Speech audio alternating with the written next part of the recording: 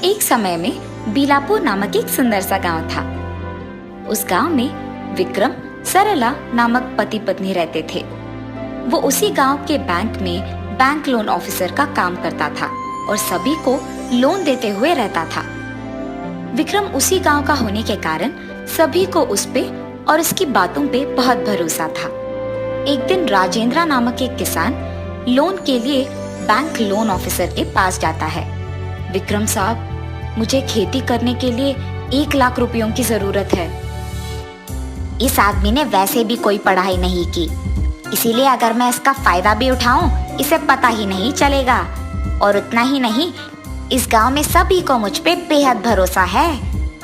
और इस आदमी ने 1 लाख रुपयों का कर्ज मांगा है ना, इसीलिए इसको 85,000 रुपए दूंगा और 25,000 मैं ले लूंगा। राजेंद्र, तुम्हें तो पता है कि इस बैंक में सभी को लोन सिर्फ मैं देता हूँ। कोशिश करूंगा कि कुछ भी करके तुम्हें लोन आ जाए, लेकिन 1 लाख रुपयों के लिए आवेदन करोगे तो 85,000 ही हाथ में आएंगे। लेकिन जब तुम्हें लोन वापस करना होगा तब पूरे 1 लाख का भरना होगा। अगर ये बात तुम्हें मंजूर है तो तुम्हें लोन मिल जाएगा। विक्रम साहब, खेती करने के लिए मुझे इस लोन का बहुत आवश्यकता है और इसीलिए मुझे ये मंजूर है। ये कहने के बाद लोन ऑफिसर उसे लोन के लिए जरूरी कागज लेके आता है और उस पे उसके हस्ताक्षर लेता है। अब तुम बस आराम करो, लोन तुम्हें जरूर मिल जाएगा। लोन के पैसे लेने कल सुबह आ जाना। ठीक है विक्रम जी, बैंक को मैं कल आऊंगा। ये कह के वो आदमी वहां से चले जाता है। अगले दिन बैंक के खुलने के समय पे वो जल्दी से तैयार होके बैंक को पहुंच जाता है। राजेंद्र, आज तुम लोन के पैसे अपने घर ले जा सकते हो। ये कह के विक्रम 25,000 लेकर 85,000 राजेंद्र को देता है। आप बैंक में हैं, सिर्फ इसी कारण मुझे लोन बहुत जल्दी मिल पाया है। आपका हमारे गांव में रहना हमारा सौभाग्य है।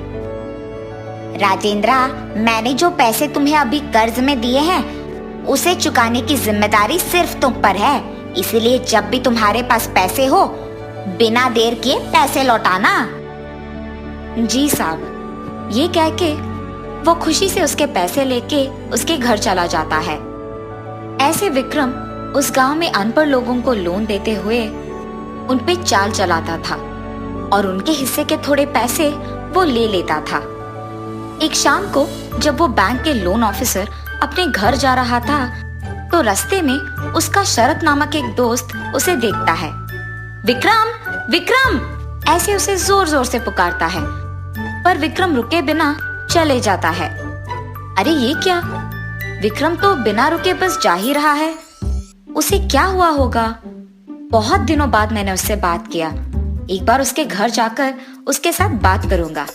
ये फैसला करके शरत विक्रम के पीछे उसके घर तक जाता है। विक्रम को अपनी बीवी के साथ बात करते हुए देख शरत उनके दरवाजे के पास खड़े रहता है। लगता है विक्रम कुछ बात कर रहा है अपनी बीवी से। अब अगर मैं उनके बीच में जाऊं तो अच्छा नहीं लगेगा। ये सोचकर वो उनके दरवाजे के पास खड़े रहकर बस सोच में पड़ जाता है। सरला, जल्दी इन पैसों को अंदर जाके कहीं ध्यान से छुपा दो। हाँ। ये कहते हुए वो उसके हाथ में मौजूद पैसे अपनी बीवी को खुशी खुशी देता है। दरवाजा के पास खड़े शरत को समझ नहीं आता है, मेरे दोस्त को इतने सारे पैसे न जाने कहां से मिले, मुझे जानना ही होगा। ऐसे वो चुपके से उन दोनों की बातें सुनता है। सुनिए, आपका ऐसे अनपढ़ लोगों को धोखा देते हुए पैसे घर ले आना शायद किसी को पता चल जाएगा। मुझे बहुत डर लग रहा है जी। अरे सरला, तुम डरो मत, मैं बरसों से ये करते आया हूँ। क्या कभी पकड़ा गया? नहीं ना। इस गांव में सभी को लोन देते हुए उसमें से थोड़ा पैसे बस ले रहा हूँ, लेकिन मेरे बारे में किसी को भड़क भी नहीं है, क्योंकि इस गांव में सभी मुझ पे बहुत यकीन करते हैं। इसीलिए मुझे उस यकीन का फायदा उठाना आसान हो जा रहा है। डरो मत, मुझ पे कभी किसी को कोई शक नहीं आएगा।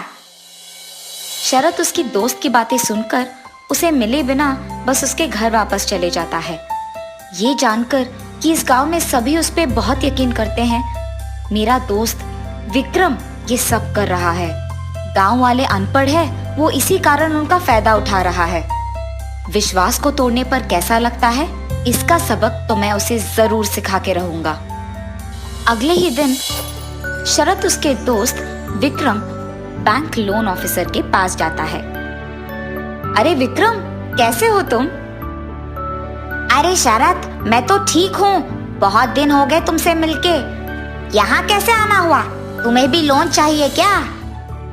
अरे हाँ विक्रम, मैं खुद से प्रावधानों का एक दुकान लगा रहा हूँ, तो उसके लिए मुझे 10 लाख रुपयों का लोन चाहिए। कुछ भी करके मुझे लोन मिल जाना चाहिए यार। तुझे तो मेरे बारे में पता है, मैं पैसे बिल्कुल वापस कर दूंगा। मुझे तो मेरे दोस्त पे पूरा यकीन है कि वो समय पे पैसे लौटा देगा। और अब अगर इसे 10 लाख का लोन चाहिए तो मैं उसे 8 लाख देकर 2 लाख अपने लिए ले लूंगा। शरद, तुम फिक्र मत करो, मैं कुछ भी करके तुम्हें लोन दे दूंगा। लेकिन 10 लाख लोन के लिए आवेदन करोगे तो सिर्फ 8 लाख मिलेंगे। लेकिन वापस करने के समय में तुम्हें 10 लाख देना होगा। इसके लिए अगर तुम्हें मंजूर है तो ही ये लोन मिलेगा। अरे हाँ ठीक है विक्रम, मेरे लिए ये लोन बहुत जरूरी है। ये कहने पर बैंक लोन ऑफिसर कुछ कागज ले आके उनपे शरद के हस्ताक्षर लेता है। शरद, तुम मुझे 5 दिन के बाद दिखना, तब तुम्हारा लोन तुम्हें मिल जाएगा। ठीक है विक्रम। ये कह के शरद वहाँ से चले जाता है। उसके दोस्त के बातों के अनुसार ही शरद 5 दिन बाद वापस छठी दिन को लोन ऑफिसर के पास जाता है। शरद, ये लो तुम्हारे पैसे, आज तुम इन्हें अपने घर ले जा सकते हो। ये कह के विक्रम उनमें से 2 लाख उसके पास रख के उसके दोस्त को बाकी 8 लाख दे देता है। शरद उन पैसों को लेकर वहाँ से खुशी खुशी उसके घर चले जाता है। शरद के उस बैंक से लोन लेने के बहुत साल बाद भी वो उन्हें लौटाता नहीं है। ये देख विक्रम उसके पास जाता है। शरद, ये क्या? इतने साल बीत जाने के बाद भी तुमने बैंक के पैसे नहीं लौटाए। विक्रम, तुम्हें तुम्हारी गलती का एहसास दिलवाने के लिए ही मैंने ये सब किया है। इसीलिए तुम जो चाहे करो, मैं ये पैसे नहीं लौटाऊंगा। मैंने तुम पर विश्वास रख के तुम्हें पैसे दिए हैं। मुझे कभी नहीं लगा कि तुम मेरे भरोसे को ऐसे तोड़ दोगे। रुको, मैं तुम्हारे बारे में पुलिस को कह दूंगा और कुछ भी करके तुमसे ये पैसे वापस ले लूंगा।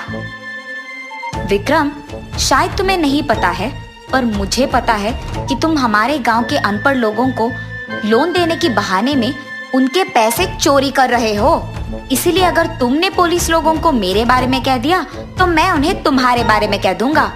पर अगर तुम चाहते हो कि मैं ये बात किसी को ना कहूँ तो तुम्हें वादा करना होगा कि तुम लोगों को ऐसे धोखा देना बंद कर दोगे। सोच लो। नहीं नहीं, मैं आपसे किसी को धोखा नहीं दूंगा। मेरे बारे में कृपया किसी से मत कहो। अपने दोस्त शरद के वजह से विक्रम को उसकी गलती का एहसास होता है और उसे मालूम पड़ता है कि विश्वास तोड़ना कितना बुरा है। इसीलिए वो चुपचाप वहां से चले जाता है। उसके बाद शरद के पैसों को विक्रम खुद बैंक को लौटा देता है। तब से विक्रम किसी को धोखा दिए बिना अपना काम ईमानदारी से करने लगता है और सभी को ईमानदारी से लोन देते हुए खुशी से जीने लगता है।